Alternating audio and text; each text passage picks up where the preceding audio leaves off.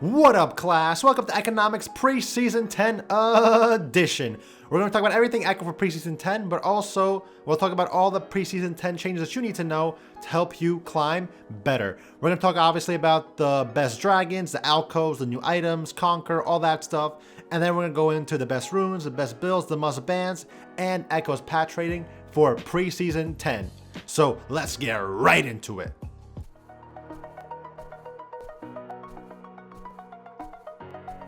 Don't blink! All in. Just my style. So the first big change to Season 10 were the EKKO'S in top and bot lane. Originally, I'm like, why do we even need these? But they're actually pretty useful. They help set up sneaky ganks where you can sneak in from bush to bush and hide in the EKKO. Also, like TP to the EKKO. But on top of that, I think the biggest reason why I like the EKKO'S is the outplay potential. You can run into the EKKO and basically like dance around and wait for your cooldowns to come back up or wait for your team to get there. So that they're pretty good for outplays and, you know, they're pretty fun. So another change to Season 10 was this little bush by the entrance of blue on both sides of the map. Personally, I haven't seen much impact from these bushes. You could obviously ward it, you could hide in it to make some weird play, but I haven't seen a lot of players do it. Maybe because we're not used to that bush yet, or I don't know. Waiting in this bush is not really the best thing to do unless you know that enemy's coming. So I think that bush is very situational. Another really important change that happened for Season 10, which happened mid-patch 9.23, so only like a couple of days ago, was the nerf to tower plate gold and also the buff to tower resistances per plate. So there's a lot of snowballing happening. So to counter snowballing, Riot added more armor and MR per dead plate to the tower. But on top of that, they also lowered the tower gold from 160 to 120, which I think is actually a really good nerf because it stops snowballing from one losing lane. So I actually like that change. So now let's talk about the biggest change in Season 10, which was the change of the elemental dragon. So all their abilities changed. There's now a dragon soul, and the way they spawn changed too. So the first dragon spawns at 5 minutes, and the first dragon and the second dragon are both unique. So say the first dragon is Cloud, right? So instead of Cloud giving movement speed, now Cloud gives you 10% ultimate CDR, which I actually think is pretty good. Don't worry, we'll rank the dragons later. So say you kill the first dragon, which is Cloud Dragon. Now the second dragon cannot be Cloud Dragon. You'll never see another Cloud Dragon ever again that entire game. So the next dragon spawns. Now it's Earth Dragon. So that's the second unique dragon. So it's obviously different from the first. And Earth Dragon no longer gives you that, you know, true damage versus objective, which is a pretty big nerf to like Baron and stuff. Well, getting Baron and killing towers. But the new Earth Dragon now gives you 8% armor and magic resistance scaling, which actually really good. Helps you get tanky. So now is where the special stuff happens. The third dragon changes the map. The third dragon, obviously different from the first two, could either be Ocean or Infernal. In this situation, it happened to be Ocean. So now for the rest of the game, the map is an Ocean form, and you will only see Ocean dragons until somebody on either team gets 4 dragons in total. And once you get 4 dragons in total, that's when Elder Dragon spawns. Lastly, for dragons, the Elder Dragon did get reworked. Now it gives you an execute at 20% HP. So if you damage an enemy champion and they go below 20% HP, boom, instantly executed. You could Zanya's the execute, but for the most part, it's a permanent instant execute. You see the little white bar on top of the enemy health bar, and as soon as his health goes below that threshold, boom, Elder Dragon assassinates. As we see right now. Pretty sick. Pretty sick. So, people are saying this is OP, but in like the 50 preseason games I played, I probably seen Elder Dragon twice. It doesn't happen that often, especially if the games end quicker. Usually, the earliest you'll ever see an Elder Dragon is if everybody gets all the dragons, and then like at 30 minutes or something, the Elder Dragon will spawn. But usually the games are determined. If the game goes into late game, then yes, Elder Dragon is an objective you want to take, but for the most part, it's not that big of a deal. And lastly, Rift Herald was changed also to, you know, counteract the buffs to Dragon. Now Rift Herald spawns at around 8 minutes, I believe. And if you kill Rift Herald, a new Rift Herald will spawn 6 minutes later, which means that you could get 2 Rift Heralds, which means you get a lot of nice pushing power. This is to make top lane more relevant because, you know, you want to fight for Dragon now all the time for the elements and stuff, for the soul. But now Rift Herald spawns 6 minutes after you kill the first one, so you could actually make a play for Rift Herald instead of Dragon if you don't need the Dragon. So now that we know what happened in the game, let's talk about the strengths and weaknesses of the dragons and which ones I think are the best. So here's an image I made to show you guys which dragons I think are the best. So on the left side is the base dragon. This is the dragon excluding the soul, and the right is the dragon including the soul. So on the left, we see this is without the soul. So I think Earth Dragon, Mountain Dragon is the best dragon without a soul, because it gives you tankiness. It gives you 8% MR and armor scaling. So it just makes you tankier, and tankiness, no matter if you're behind or ahead, is always good for your team. Especially if you're ahead, because that means you're harder to kill. In the second tier, I have Ocean and Cloud. I would have put Ocean first, but they nerfed Ocean by 2% mid-patch because it was pretty OP. Now you heal 3% of your missing HP every 5 seconds. That's actually pretty good. Healing is pretty OP, especially with all like the healing items nowadays and Conquer and stuff and Ravenous Hunter. And Cloud Dragon now gives you 10% ultimate CDR. So if you're a champion like Ekko who loves CDR, 10% CDR is super nice, especially the later the game goes on and the more CDR you already have normally. So that's why I put Ocean and Cloud in the second tier. And third tier is Infernal. Infernal is actually, I think, the weakest dragon out of all of them, because Infernal only gives you 5% damage on your AP and AD, whereas before the dragon rework, the first Infernal dragon gave you 10%. Now you need 2 Infernal dragons to just get basically 1 Infernal dragon from, you know, season 9. So Infernal dragon damage is a lot weaker. That's why I think it's the worst dragon if you're only gonna get like 1 of them. And on the right we have the souls. So on the right, I think Ocean Dragon's soul is probably one of the best souls. Every time you do damage, you basically heal for 200 HP. Every time you auto attack, every time you hit an enemy champion, you heal for like 200 HP every like 3 seconds. And you already get you probably will already have a minimum 2 Ocean Dragons. So that's 6% missing HP every 5 seconds, plus 200 HP healing every time you attack, which is an insane amount of healing. Second, I think, is Mountain Drake. Mountain Drake, obviously you need a minimum of 2 of these if you're gonna get the soul. And that means that's 16% armor and MR minimum. And then you get a Malphite shield when you get the soul. So the soul of the Mountain Dragon gives you basically a Malphite shield, which is huge, so you become really tanky. The third dragon is Infernal. Infernal is like I said, if you stack it, it becomes pretty decent, but you need minimum 2. So when you have 2 of these, you'll have 10% AP and an AD. So basically like 1 Infernal dragon from last season. But the Dragon Soul gives you like a mini explosion of like an extra couple of like 150 damage or something in total. So you get like a good little burst of damage. So that's why I like Infernal. But the weakest Dragon Soul, I think, is Cloud. Cloud gives you 10% movement speed, which is not the craziest. But it gives you a Nimbus Cloak when you click R, so you get like 30% movement speed on clicking R. But a lot of champions don't need that. Like Ekko doesn't need Nimbus Cloak, so I feel like that dragon is only good for certain champions. I wouldn't say it's good for Ekko. So now some things to watch out for in preseason 10. Firstly, is Conquer is obviously again OP, because this rune is just OP. So they reworked Conquer, so it no longer gives you true damage, but now it gives you 15% healing at max stacks, which is 10 stacks. And melee champions auto attacks give you 2 stacks. All abilities give you 2 stacks. And ranged champions auto attacks give you 1 stack. So basically, if you're a ranged champion and use your abilities, you still get 2 stacks. So that's why champions like Ryze, Cassiopeia, all mages became OP.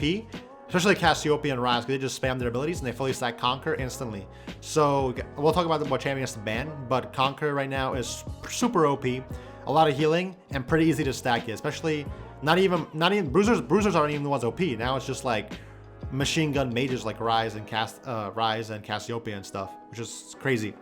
And then Presence of Mind makes those champions even worse, because they reworked Presence of Mind to now give you up to 500 extra mana or 50 extra energy. So that's actually insane also. I can't believe they're giving extra energy to like a Kali or whatever after 5 takedowns. So Presence of Mind heals back your energy or mana, and then actually increases your mana by 500 or your energy by 50, which is insanely broken. This rune has to be nerfed. But now combine that with Conquer Ryze, Conquer Cassiopeia, even like Anivia and stuff. These Catalyst mana champions, tier champions, are becoming insane. And lastly, Lethality got a little bit of a buff, rework-ish thing. They introduced some new lethality items, but I think the craziest lethality item is Sanguine Blade. A lot of top laners are taking Sanguine Blade, or a lot of split pushing champions are taking Sanguine Blade that are AD, because if you're split pushing, you want to do 1v1s. In the 1v1 situation, Sanguine Blade gives you like up to 80%, up to like 100 or 80% bonus attack speed if you're in a 1v1. So it's also good for split pushing too, which is insane. The only way to counter its passive is by having to gank somebody with 2 people, which is kind of absurd that you're forced to send 2 people to counter an item passive, but you gotta just watch out for that item because it's pretty strong.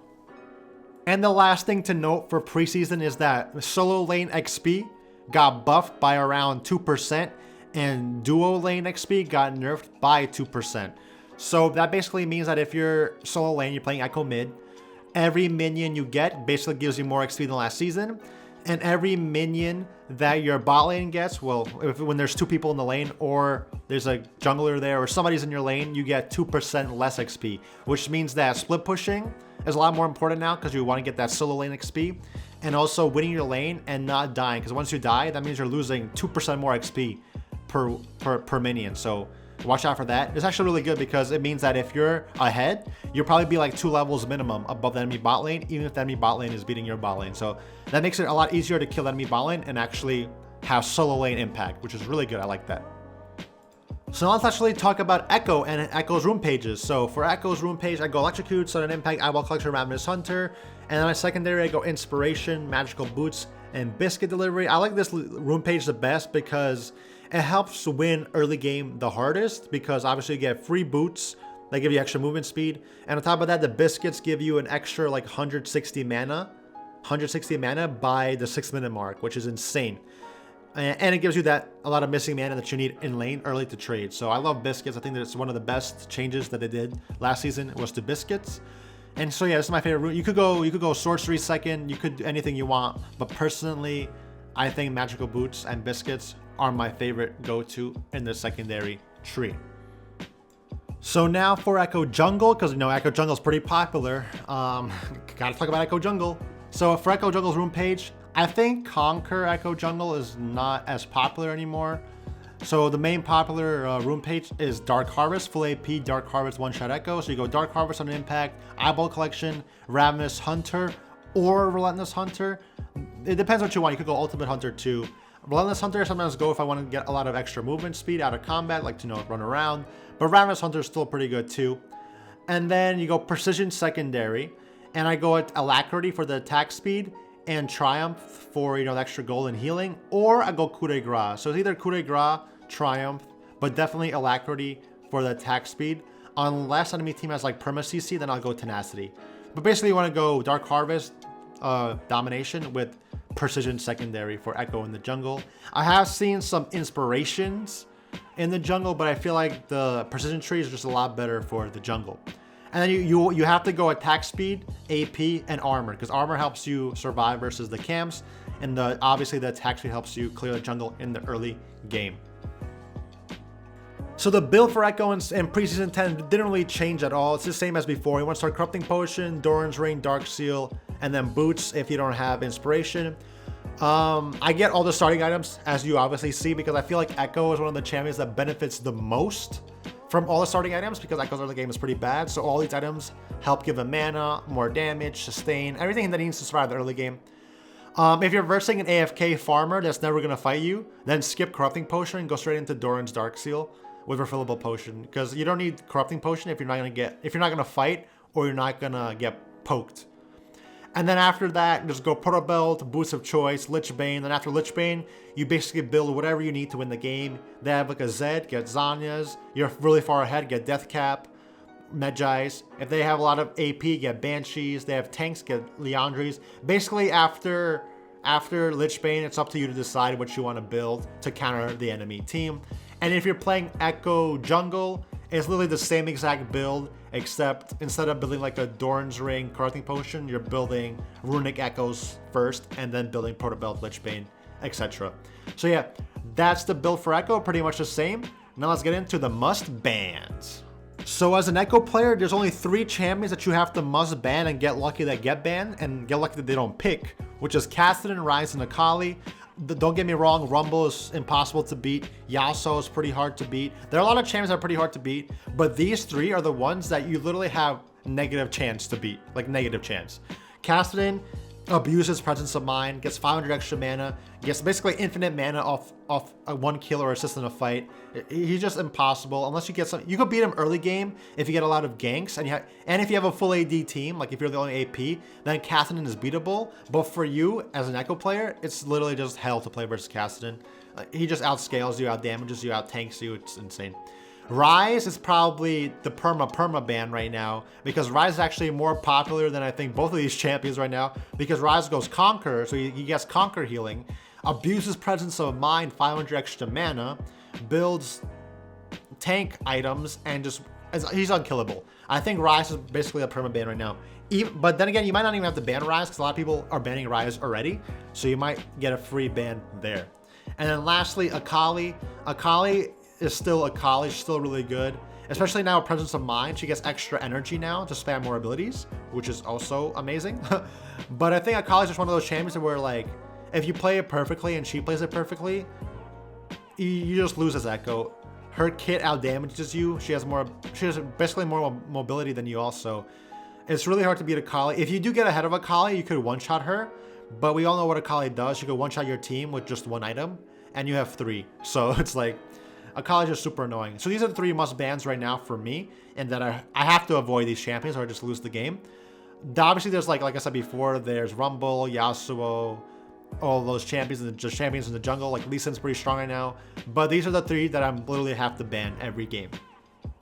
And now, lastly, Ekko's patch rating for the preseason 10. This is basically a patch 9.23, 9.24. We'll see what happens after the New Year's, but we'll see. But anyway, I give Ekko an A in the jungle and the mid lane because I feel like the jungle did get nerfed a little bit with XP changes because they did nerf how much XP you get per cam. So you do feel a little bit under leveled in the jungle now as you did before, but then again, jungle was broken before. That's actually fine.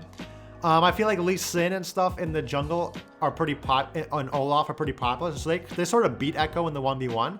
That's why I don't think Ekko jungle is as good anymore. And he's obviously not, I don't see him as, I see him permaban, but not as much anymore. So, because there's a lot of like strong AD champions in the jungle right now. And a lot of variety in the jungle right now. But for Ekko mid lane, I think Ekko's pretty in a good spot right now because solo lane XP got buffed. And Ekko loves himself some solo XP. Assassins love solo XP. I love dragon fights. Dragon fights are so fun because I get to use my W and outplay people. So it gives me more opportunity to like outplay, whereas the game is just lane focused. Bot lane got nerfed because of the less XP. So even if your bot lane loses, there's still a chance for you to carry the game. And the worst part about this preseason is Ryze, Kassadin, and Akali, all those champions, but you could avoid those. So overall, I think Ekko's in a pretty decent spot. I feel like an Ekko nerf will come. Hopefully it won't be bad because right now Ekko has like a 35% ban rate, which is like Yasuo tier level. So we gotta watch out for that. But other than that, hope you guys enjoyed this video. If there's any more preseason changes, I will cover them because we have a whole another month of preseason. The giant Ekko guide will come out right before season 10 starts. So I'll see you guys in the next one.